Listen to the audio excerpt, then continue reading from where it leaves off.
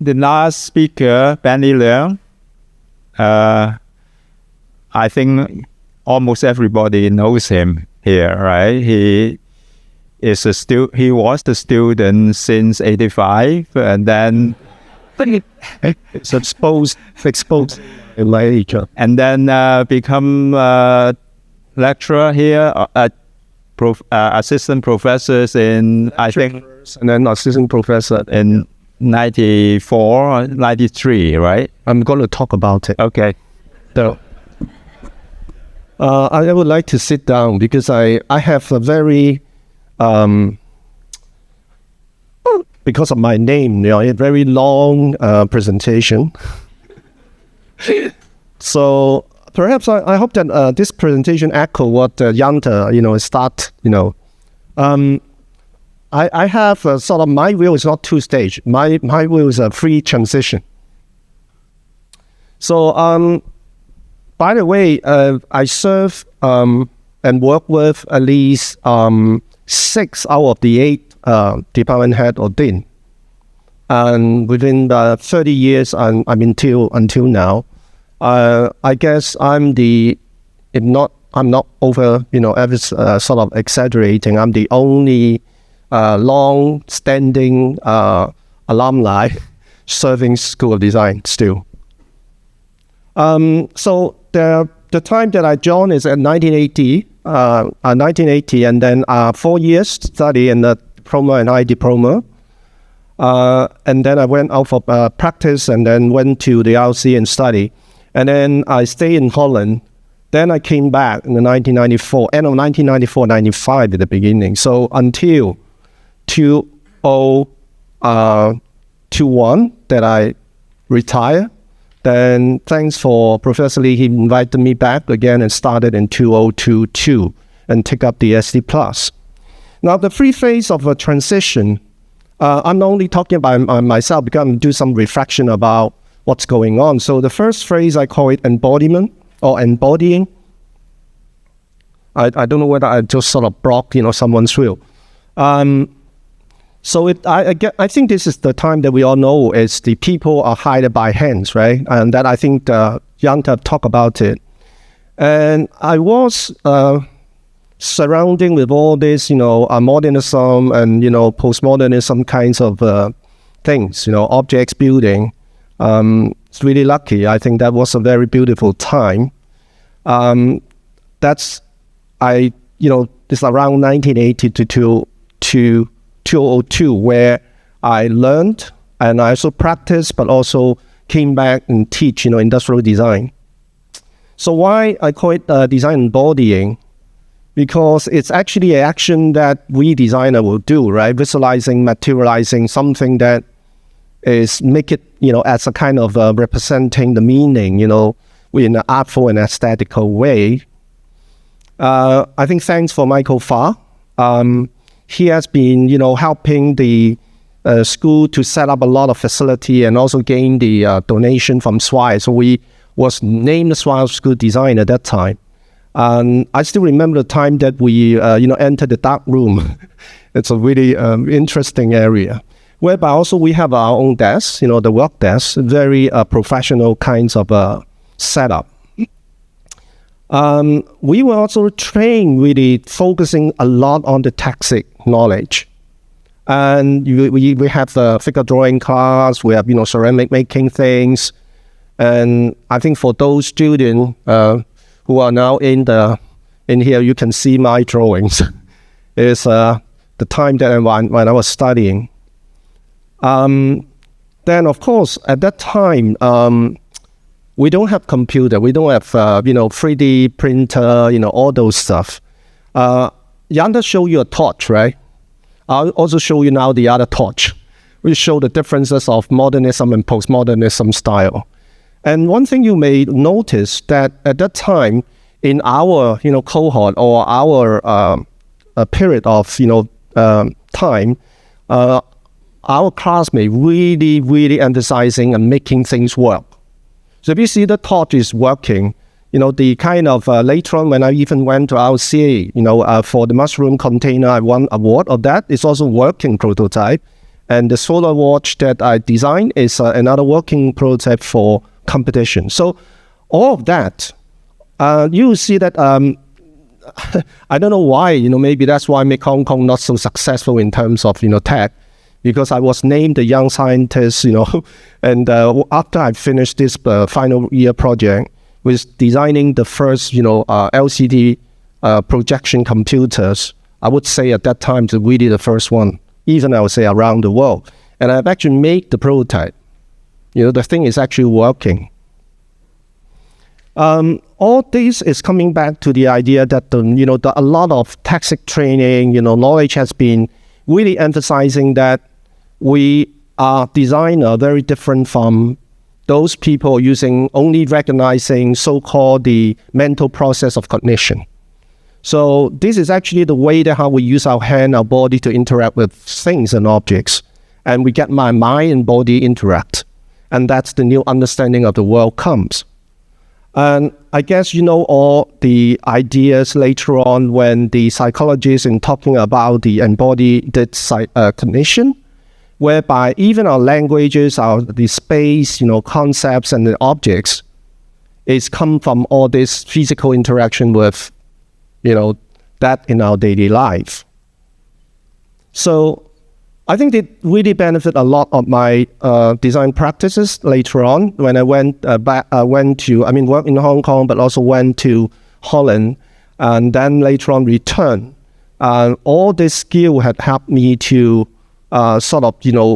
excel. I think this is very memorable for me that to have these products being collected by 3 museums around the world, but that the story behind is the design of the coffee maker is based on the idea of embodied cognition and how to put, a human sensation into an object itself. That doesn't stop, because when I came to PolyU, I did actually make use of this skill to do research. So the first one that I remember is when John Fraser was still the head of the department. People always remember John Fraser as what Patrick said, a disruptor. But I think he also respect very much individual staff of doing their thing, particularly like, for example, seeking for culture, meaning of culture. That's the kind of series of project I've been working for, trying to find what East Midwest meant. And then also further on, when at times, go to the query about, social issue, physical skills, again, come back to become an intervention for mental or so-called technological addiction. I think that sort of journey is somehow sort of fading away, because the knowledge economy came, and then people not only hire by hand, and more that in Hong Kong and around the world, we saw that people are hired by brains. So the time of thinkings, whereby it started from 1994 and then somehow ended in 2021, that's the time that when I returned. I think we all know this, very important scholar and practitioner that bring up the idea of the user center, human center, and design thinking. And in fact, I think I would like to really differentiate that we have 2 sources of design thinking discussion. I believe that, and actually based on this, the scholarly research, I think that we are talking about, when we talk about design thinking, we're talking about designy thinking. I think it's really much owned to language course, designy way of knowing. And then the design thinking is really about more the strategic levels of making use of design. And so at the School of Design, I think John Fraser was a very disruptive one, but I guess he's also alerting us that the threat, of AI, that brings us to think about who the human as we are should do. At the time of Lorraine, sorry if I make something wrong about this history, because I'm just based on memory, and that the Asian Ergonomic Lab, the Asian Lifestyle Design Research Lab, I have to say thanks for Lorraine for, inviting me to take up the Asian Lifestyle Design Research Lab, because it really helped me to understand more about lifestyle culture issue. And also the information design and public design. You see, all this is really much to do with culture, user, humans. And Case been, have sort of launched innovation programs. I think we have some quite interesting project that, firstly, one of it is start with the UBS. And then I was really happy, I'm still really happy about this experience with Case, because we've been, developing the first interdisciplinary design program, really, I would say in China, but even talk about in Asia. I think we have still students here. But the concept of the design thinking spread, right? Or we in the ID and BM program that Case and I built is all talking about integrated design thinking. But when it gets spread further, people already start, like our very well-known Donald A. Norman, saying, okay, this is nothing special. Everyone know doing that. And when Tim Brown talk about, design thinking can also do social design, social innovation, then this ladies, because she is in the urban planning and public service, she start to sort of question whether design thinking is really something new, and whether design thinking, if it's owned by designer, can be, helping to include, the bigger public to participate, to make things different. Now, I think this sort of misconception, carry on. After the criticism from scholar, and in the real world, actually, people are seeing that design thinking can actually apply, but it also could be, building more structurally, can do it repeatably, and all this. And I remember in the 2017 that there was one event, organized by Design Thinking in Action as an non-profit organization, and they asked for help from us, and then Case has been sort of granted for the support for that. And then we have a session of sharing session, because this is a kind of event to promote design thinking. We met engineering professor from the local university, of course, very well-known one. And then he started to say, we can promote design thinking. We can formalize the process and, make it something that, everyone can practice.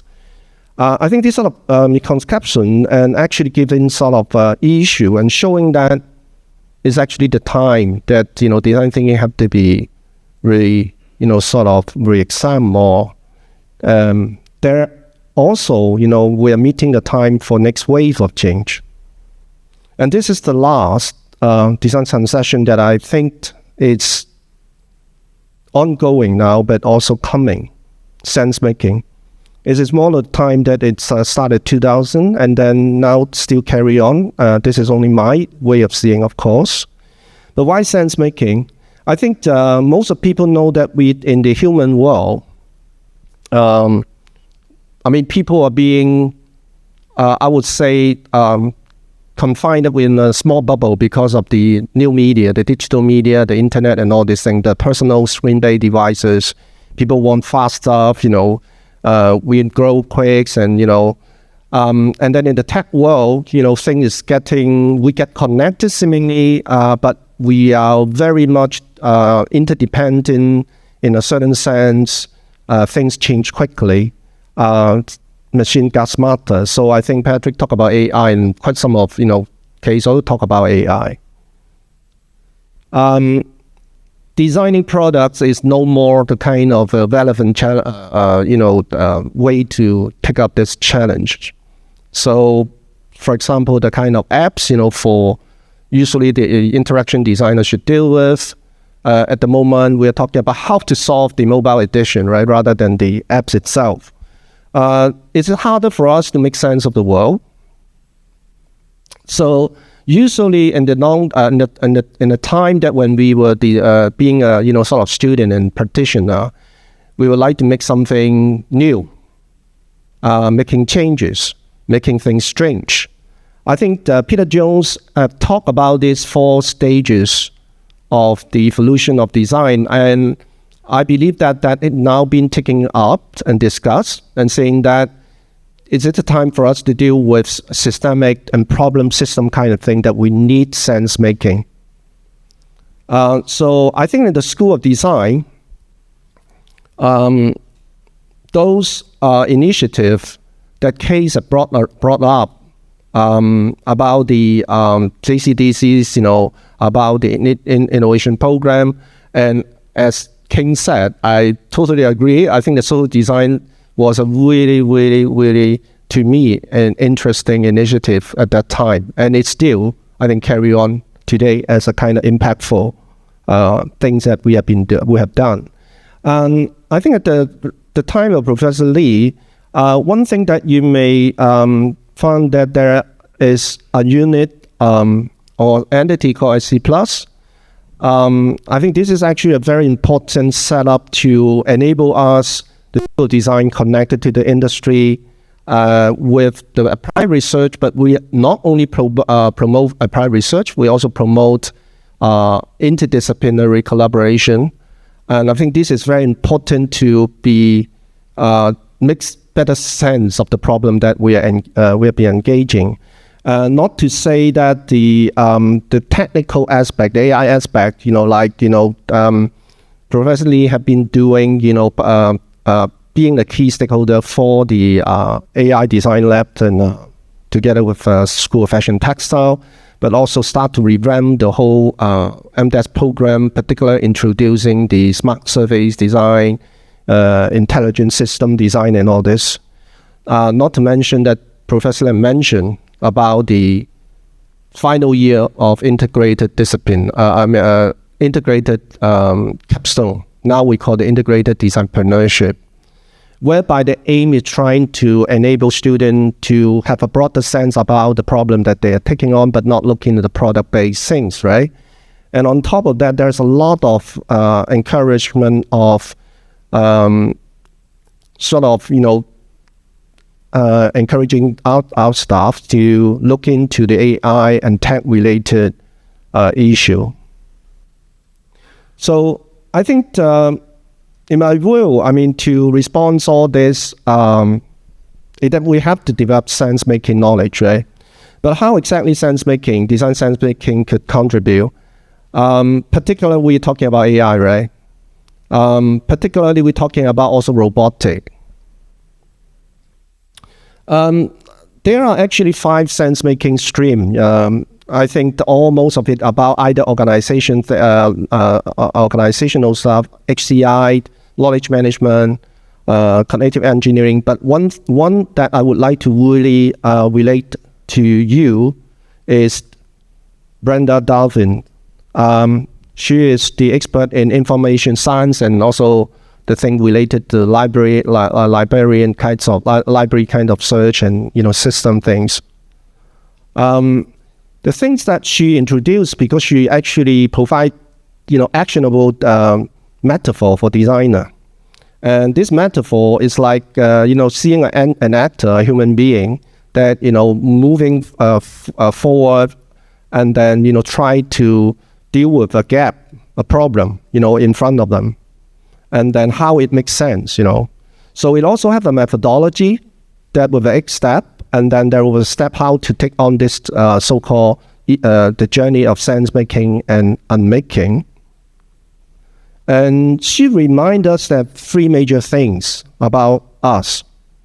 I think as compared to natural being, artificial being, we are human being. We may say we are also cultural being. We are very particular in the sense that that we are very unique. We are only a specific person. We cannot say human as in generic sense. And so It also mentioned about, because of that we have a different way or various way of make sense of the world, which Darwin would call it bridge. I translate it into 4 aspect or level: mind, heart, guts, and memories. And so if you look at the eating tuna as example, you will feel good when you see something yummy, but you will always or sometimes judge that whether there's some, so-called vitamin or anything, the nutrients in it, or you will sort of have a memory back to the first time you catch a fish or tuna. Or there's something about your belief and values. If you are religious, or if you are a environmentalist. So to compare with AI, we have no match if you're talking about speed, of the calculating, imagining, or, giving a kind of a one dimension to experience dimension in a certain sense. But as a human being, we are cultural being, right? We have meaning, we make meaning, we have values. All that cultural meaning is inherited, is mastered, and is also sort of allow us to be diversified. So we are also a value being. I think we talk about the value, but in fact, the AI company is also very much aware of the importance of value. So OpenAI have actually talked about starting to devote 20% of its computing resource. It was somehow at the beginning of the 2004, but I heard that recently they have turned down this whole things, right? So we are also social beings, so we know that the Peter Jones have talked about why it's more complicated, the social cultural system or systemic change, because it involves a lot of peoples. So we have the very different way of working. We need collaborative mindset, creative, interdisciplinary mindsets. And that's what I believe that we are enter the human economy, as what Sigmund was talking about. So the collaborative spirit on top of all that, creativity, passion, character, is very much important. So I think the second last thing is talking about self-becoming. It's about being as oneself as a being. Is we also have our own memory, right? Own dream. So it's the particulars that is important. And when we going back to the last aspect of how we realize and build our personality, it's all through this sort of tacit, interaction. And that is actually the very important power of creativities. I think one thing is this is not only for one people. We need this tacit skill also for teamwork. And so no one can tell exactly what AGI will avert, right? Because AGI is still in the actual, it's not not yet here.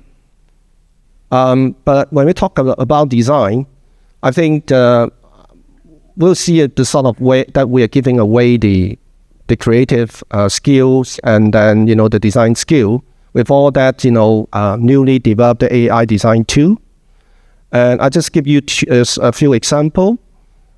This is actually student working on a project in a product design, that the idea want the result and the actual result.